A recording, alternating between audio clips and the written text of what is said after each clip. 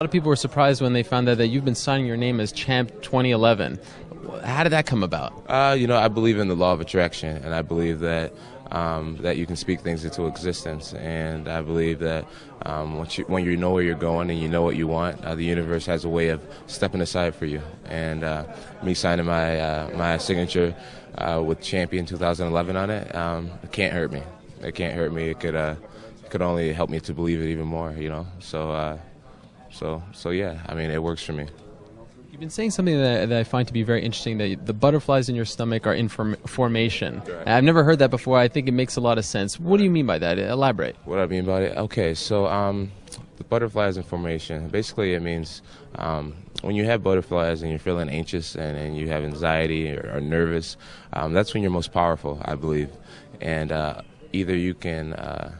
you're most powerful. So a lot of people, instead of homing this power and using it, they allow it to just consume them.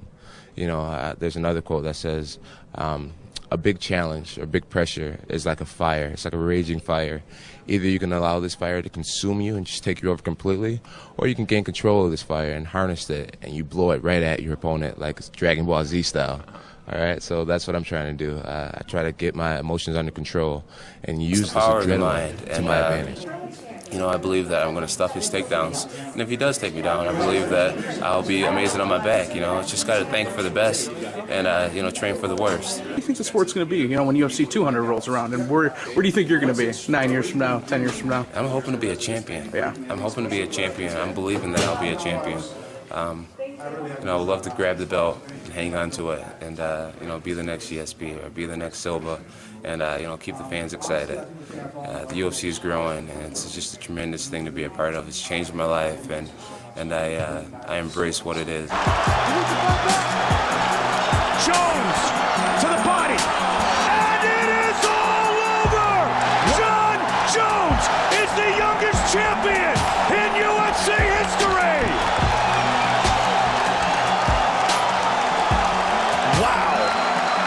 He is the present and he is the future, and he might be the greatest talent that we've ever seen in the UFC. Jon Jones, the new UFC light heavyweight champion. It feels so good. It's a testament that dreams can come true, guys. They really can. Believe in yourself, believe in your heart. And once you get there, don't slow down. It comes true, everybody. I used to meditate a lot. Now I'm more big into visualization. When did you used to meditate? Right around 2000, around 2010, 2011, I went through this huge spiritual thing where I became obsessed with the power of the mind, and I got into it deep, like really deep, just meditation, visualization, and just realizing how powerful our minds actually are, like how we really do paint our world with our thoughts and our level of self-belief. And so right around 2010, so I took myself from being very average-minded to actually believing that I was the shit, and believing that I could be the shit and that I could be the GOAT and be the greatest and never lose. I took myself to a different place mentally, and a lot of it came from mental practice and meditation and visualization and just seeking knowledge from people who are strong believers, guys like Les Brown and Tony Robbins and guys like that. I just became really obsessed with just learning about the power of the mind. So I used to meditate.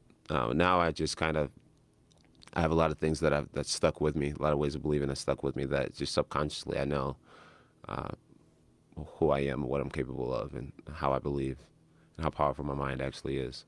I wear this tattoo on my chest, Philippians 4:13, that I can do all things through Christ who gives me strength. And I genuinely believe that I can do anything.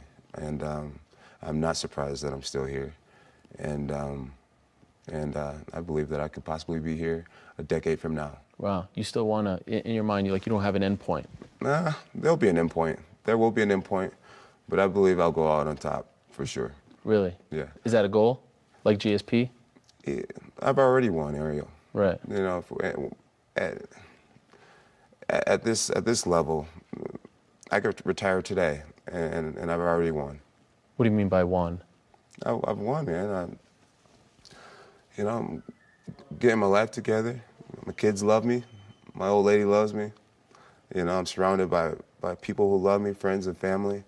I've already had a successful career, and I just sit here today victorious.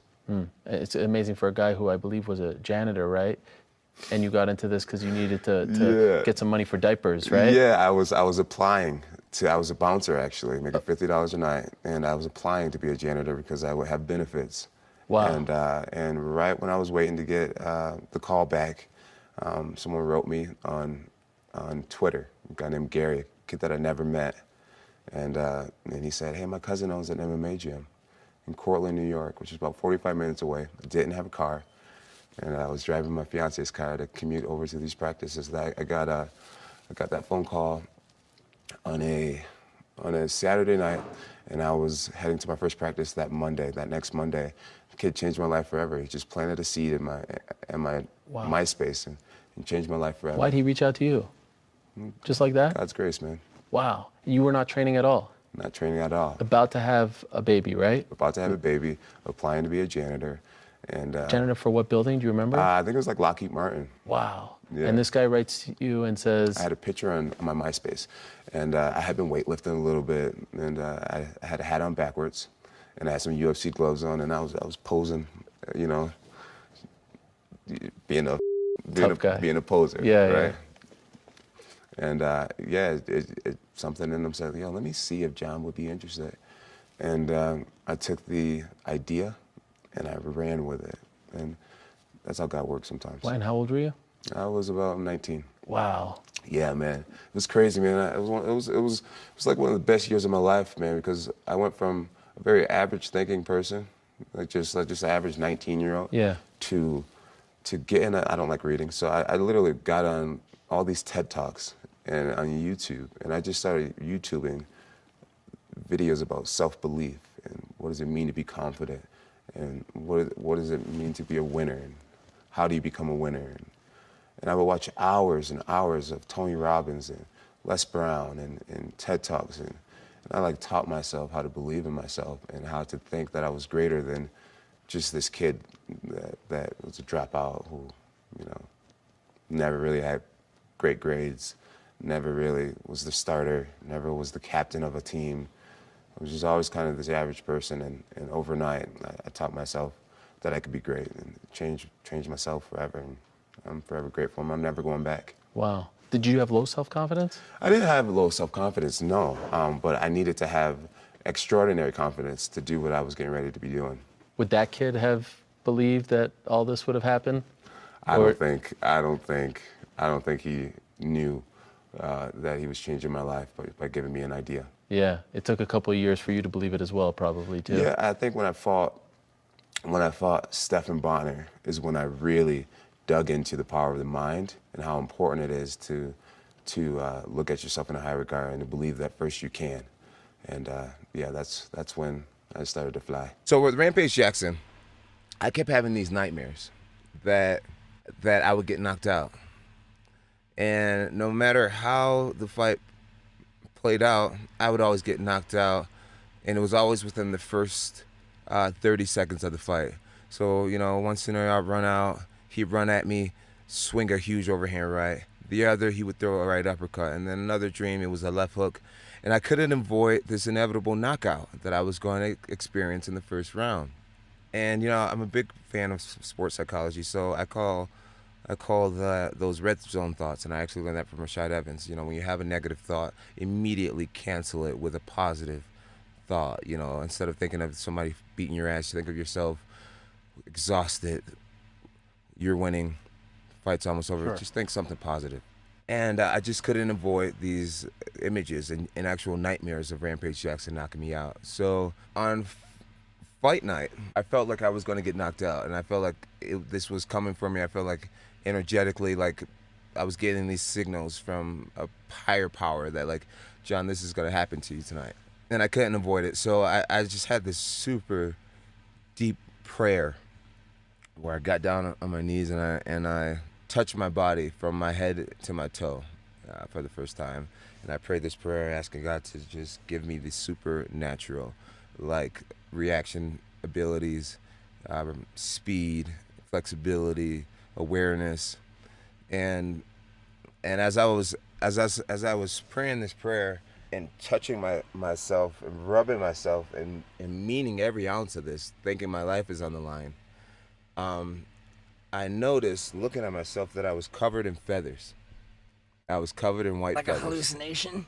It wasn't a hallucination, man. It was real as fuck to you. It was very real to me. It was very real to me. I could see myself covered in, like, there was like small feathers in between my fingers, and I was covered in feathers, and they came up like to my neck, and my face was still like normal, not in feathers, but my hands and feet were covered, and I felt like I was like this fighting thing that wasn't earthly, almost, and I like felt this surge of energy, power, flexibility, mental acuity and awareness and sharpness that I had never experienced before.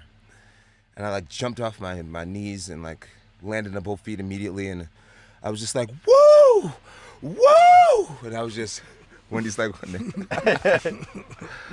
my coach was just looking at me like they could feel like, okay, he is pumped up, and Coach Winkle John's like, let's hit, and immediately I kicked the pad, and it was like, boom, and it was like, whoa, and like my kicks were lightning fast, and I didn't need to stretch anymore. I didn't need to warm up my lungs anymore. My kicks were going up high. I was jumping higher. I was kicking faster and higher.